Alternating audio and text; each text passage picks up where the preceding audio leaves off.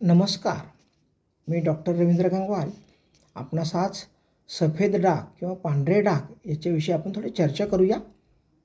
सफेद डाग आयुर्वेदिक औषधांनी बरे होऊ शकतात असा अनुभव आलेला आहे.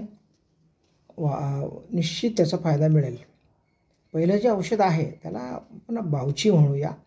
बावची बाजारामध्ये मिळते. त्याचं तेलसुद्धा काढून ठेवता येतं. ते तेल पांढऱ्या डागावर लावायचं व एक चमचा तेल प्राशन करायचं.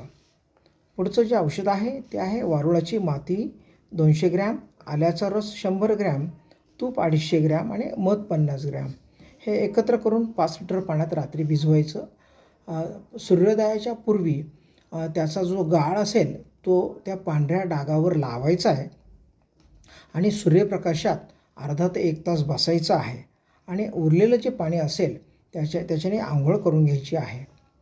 त्याच्या पुढचं जे औषध आहे ते आपण सत्यनाशी किंवा आपण बिलायत म्हणतो. या बिलायतचं पंचांग घ्यायचं आहे. पंचांग म्हणजे बी, फूल, पान, खोड आणि मूळ, त्याला आपण पंचांग म्हटलं जातं.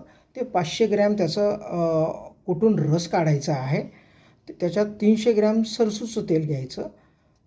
त्याच्यात 10 ग्रॅम भीमसेनी कापूर, 3 ग्रॅम चंदनाचं तेल, हे चांगलं उकळून घ्यायचं व थंड झाल्यानंतर हे तेल लावायचं आहे.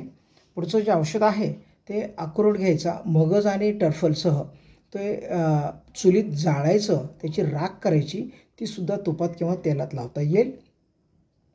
पांढऱ्या डाग ज्यांना आहे त्यांनी पांढऱ्या वस्तू खाण्याचं शक्यतो टाळावं असं आयुर्वेदशास्त्राप्रमाणे आहे आणि दुपारी 4 नंतर दही, ताक ह्या वस्तू टाळाव्यात ही विनंती. माझं जीवन क्लिनिक ट्रीटमेंट चॅनल आहे, ते तुम्ही सबस्क्राईब करा व शेअर करा. धन्यवाद.